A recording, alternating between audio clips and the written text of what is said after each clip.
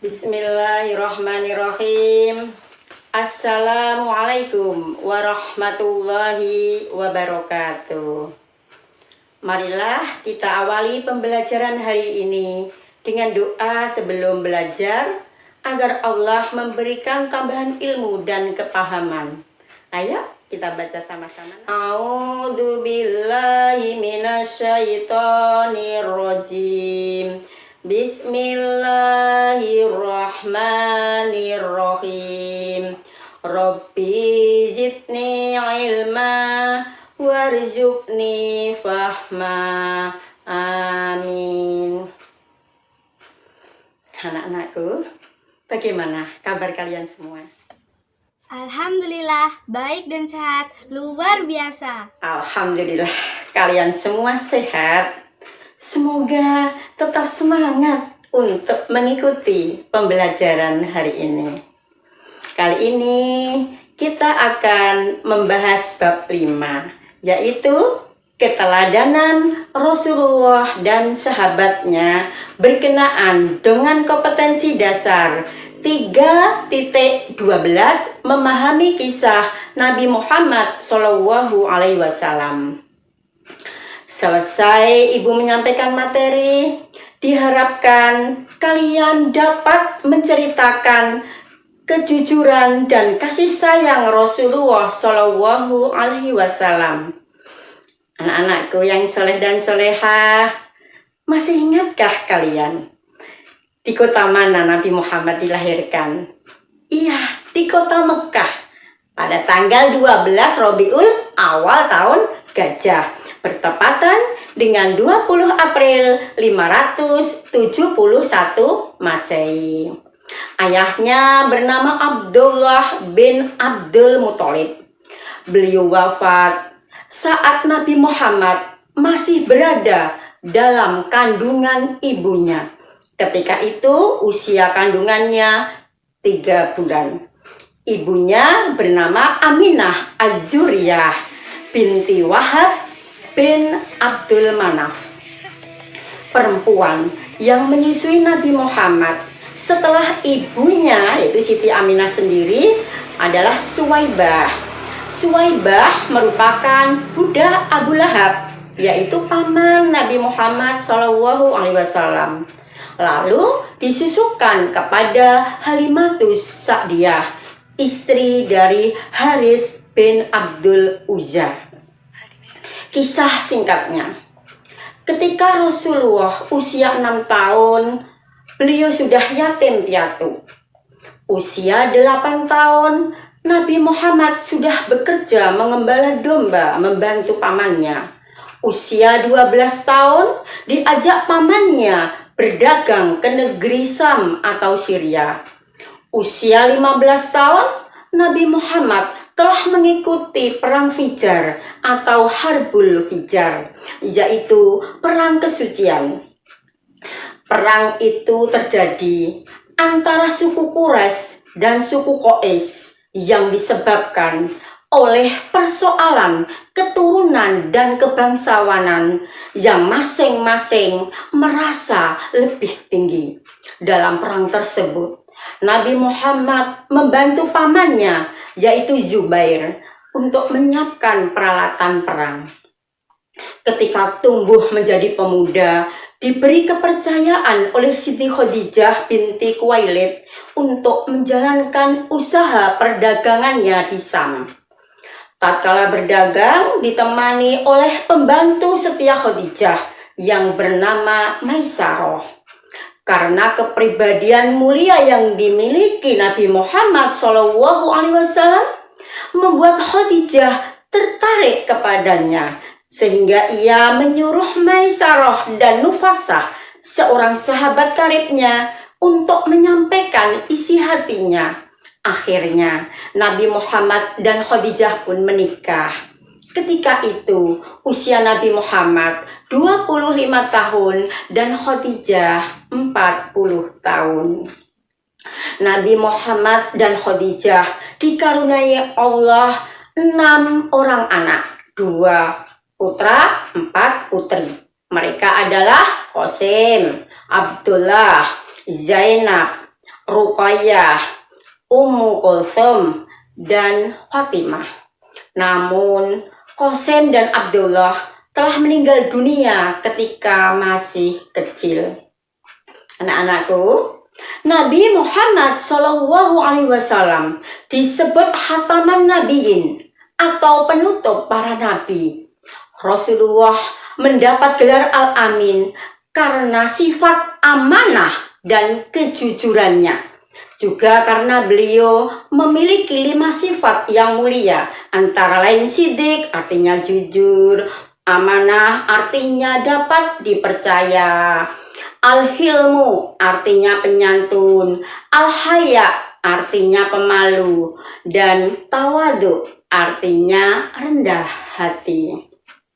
Rasulullah mendapat gelar Al-Amin setelah peristiwa pemindahan batu Hajar Aswad atau batu hitam pada saat renovasi atau perbaikan Ka'bah oleh orang-orang Quraisy. Ketika itu usia Nabi Muhammad 35 tahun.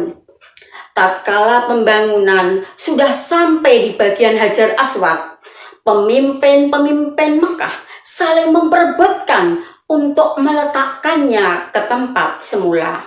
Perselisihan ini terus berlanjut selama 5 hari tanpa ada keputusan. Akhirnya Abu Umayyah bin Al-Mughirah menawarkan jalan keluar dari perselisihan tersebut. Usulan itu pun disetujui, yang isinya bahwa siapa yang pertama masuk Masjidil Haram, dialah yang berhak untuk meletakkan Hajar Aswad. Dan ternyata Nabi Muhammad orang yang pertama memasuki masjid. Dengan demikian, beliau berhak untuk meletakkan Hajar Aswad. Dengan kecerdasannya, Nabi Muhammad memberikan pencerahan dan mendinginkan suasana amarah pada saat itu dengan memanggil para pemimpin kabilah. Kemudian Nabi Muhammad membentangkan serbannya dan meletakkan Hajar Aswad di tengahnya. Dan masing-masing pemimpin kabilah dianjurkan memegang ujung-ujung serban dan mengangkatnya bersama-sama. Kemudian Rasulullah sendiri yang meletakkan Hajar Aswad tersebut. Dengan demikian perselisihan selesai dan mereka memberinya gelar Al-Amin. Ketika itu Nabi Muhammad belum diangkat sebagai Rasul Allah. Selain jujur, Rasulullah sangat menyayangi anak, keluarga, orang tua, dan masyarakat. Kasih sayang Rasulullah kepada anak-anak terlihat dari sikapnya pada setiap anak-anak yang ditemuinya. Setiap kali Rasulullah melewati sekumpulan anak-anak, beliau pasti mengucapkan salam kepada mereka. Selain pada anak-anak, Nabi Muhammad juga menyayangi keluarga, orang tua, dan masyarakat. Jika ada tetangga yang sakit, Nabi Muhammad menjenguk dan mendoakannya meskipun orang tersebut tidak menyukai Rasulullah Shallallahu Alaihi Wasallam. Rasulullah adalah orang yang paling peduli terhadap lingkungan. Beliau mengajarkan kepada manusia agar menyayangi binatang dan tumbuhan, agar tidak melakukan kerusakan di muka bumi ini, dan agar hemat dalam mempergunakan air. Anak-anakku yang soleh dan solehah, tahukah kalian Nabi Muhammad diutus Allah sebagai rahmatan lil alamin atau sebagai pembawa rasa kasih sayang atau rahmat bagi alam semesta ini?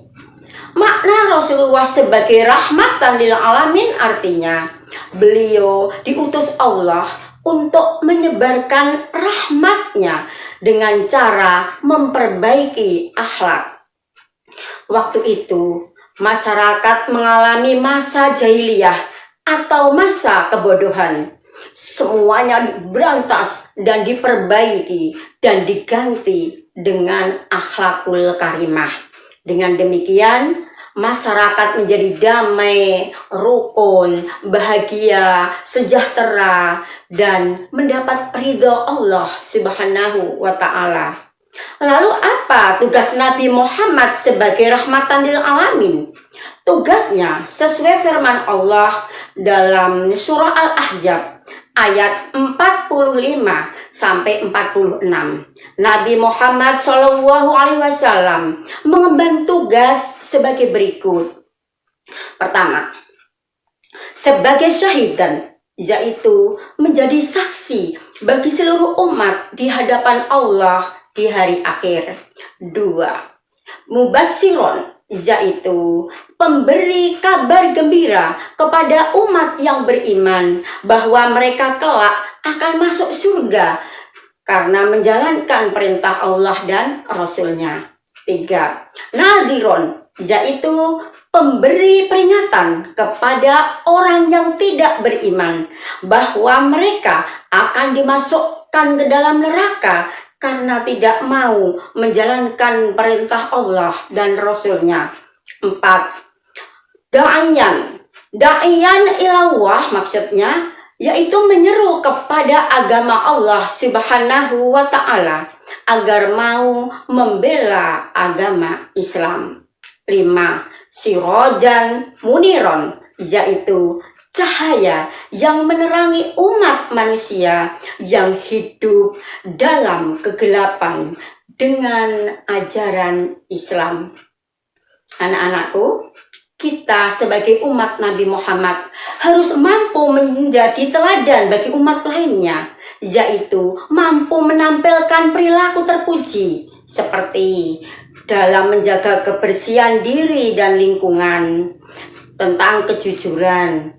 Contoh keteladanan terhadap kejujuran Nabi Muhammad, jika orang tua kita minta bantuan untuk membeli sesuatu di warung, misalnya membeli gula, mie, sabun, dan lain-lainnya, ada sisa uang pembelian, uang itu harus dikembalikan kepada orang tua, serta memperbaiki silaturahmi atau persaudaraan.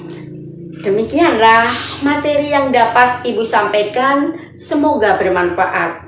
Bila ada salah dan kilaf, tak lupa mohon maaf.